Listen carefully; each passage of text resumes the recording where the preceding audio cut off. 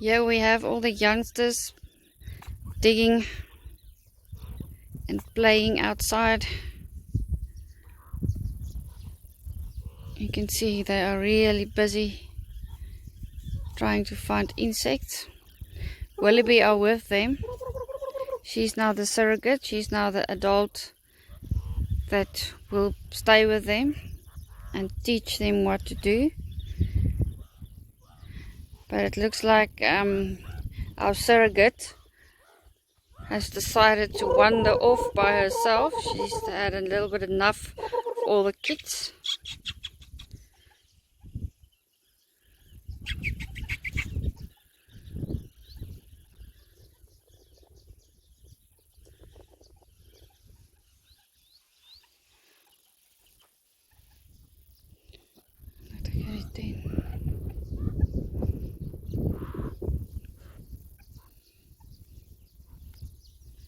Here's Willoughby.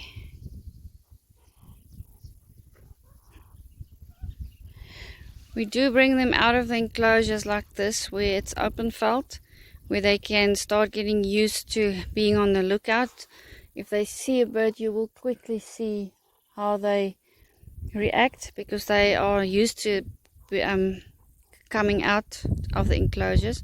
Although the enclosures are open at the top, we still do this so that they do feel more threatened in the open like this than when they are in the enclosures. So yeah, they are becoming aware of their surroundings, becoming aware of where to find insects. So this is how we teach them, because we can't do that in the enclosures. Our space are limited in the enclosures to do that. And you can see that our little mongoose, he's named Stitch now, is part of the mob. We will see when we release them, when they're older, if he's going to stay with them. He would probably go and find his own partner, because they are more solitary animals than the meerkats. They are only together for short time spans. But he is quite a character. They keep running underneath the bucky for some other reason, but as soon as they relax a little bit more, you can see him sitting up. He heard a bird.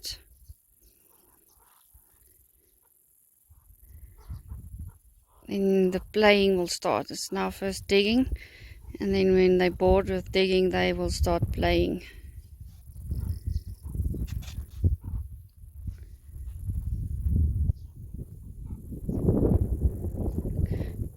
He is very upset with the small birds flying around here. It's not even big ones. And this is what a meerkat has to do the whole day. This is what keeps them mentally stable. They need at least 5 hours of digging a day to stay sociable and to develop normally in a social manner. We often get meerkats that come in and they completely freak out the first time they are brought into the wild, or not just where they can actually dig, and they snap. They completely lose it, and it can be so bad that they have to be euthanized, because they just don't know how to handle the freedom all of a sudden. And that is extremely sad, to think that that animal never had a chance to be a wild animal and to do what they love to do. And usually those animals, when just before they snap, they will start eating themselves, self-mutilating, eating their tails, pulling out the intestines. So it's really bad. These are not solitary animals. They need each other. They need to dig. They need to play. They need to spend time with each other. And a dog and a cat will still jump on the bed or on the couch and lie next to you. But these animals are on each other continually. If they don't run together, they'll sleep on top of one another, or they will play together, or they will groom each other. They need that interaction, and that is why it's not sufficient for them to have a cat or a dog as a pet or as a friend, because they are not the same. They need a lot more close attention. They have no personal space. They don't know what it means to have personal space. And yeah, so please, we are asking people to please consider not buying them as pets. We are open to the public. You can come and sit here with them the whole day and have a lovely time on the Kalahari. But please don't keep them as pets.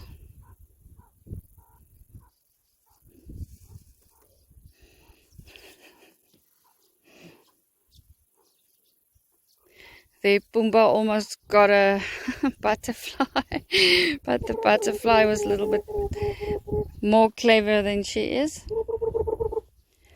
There's a big game going on here.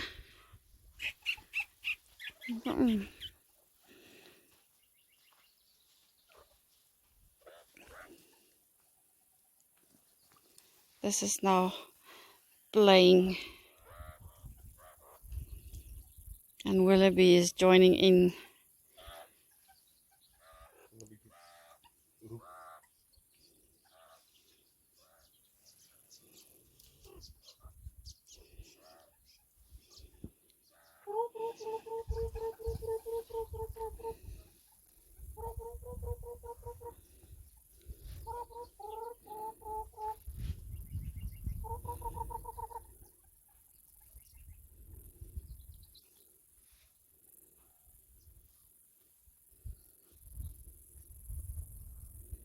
You can see that our little mongoose is a lot more weary of going out in the open, because they are used to being more solitary animals. They would rather stay in the long grass where they are hidden than like the meerkats go out into the open, because there's always a lookout. And he's still getting used to the fact that he's not with them, so he's actually safe. He would rather run for cover.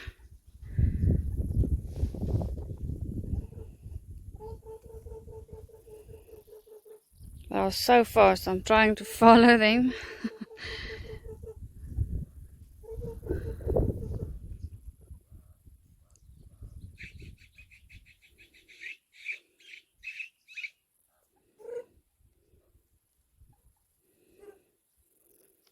As you can see, they are still getting used to learning where to dig. They will dig the whole day and not find anything, because there are quite a few scorpions under the sand. If we start digging with them, we often find scorpions, but they still don't know. They know how to dig, but they don't know where to dig. So this is what they now need to learn, is where to dig to find food, because that's the main thing that we struggle with as soon as we release them. And that's why we have to keep on monitoring and feeding, because they will walk around in the veld the whole day and they won't find anything, whereas the wild meerkats that were raised in the veld, they know exactly where to dig to find something. And we're trying to get them used to that now, but it takes time. It takes quite a while. It's always better if there's an adult that knows how, but Willoughby is also not that good with it already. But it's always good to have an adult to teach them to do it and how to do it.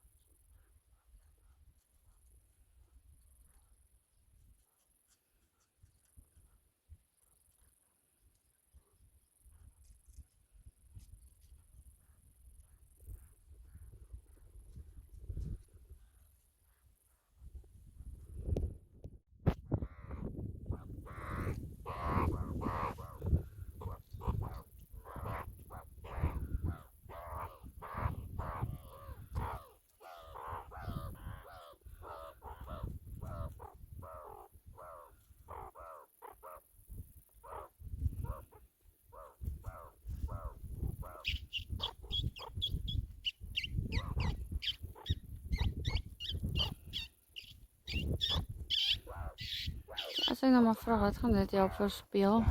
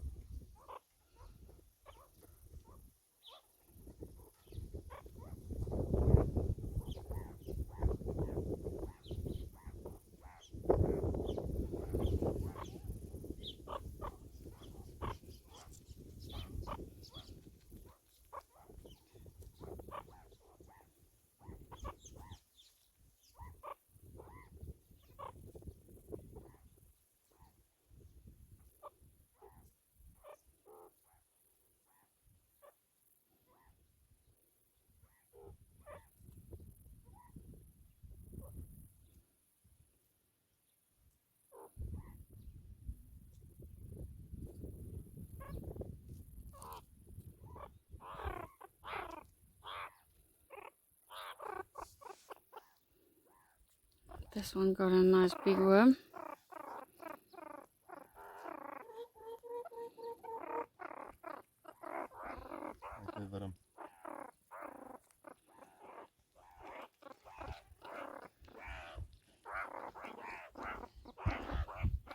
You'll see how he keeps the other one away from the worm.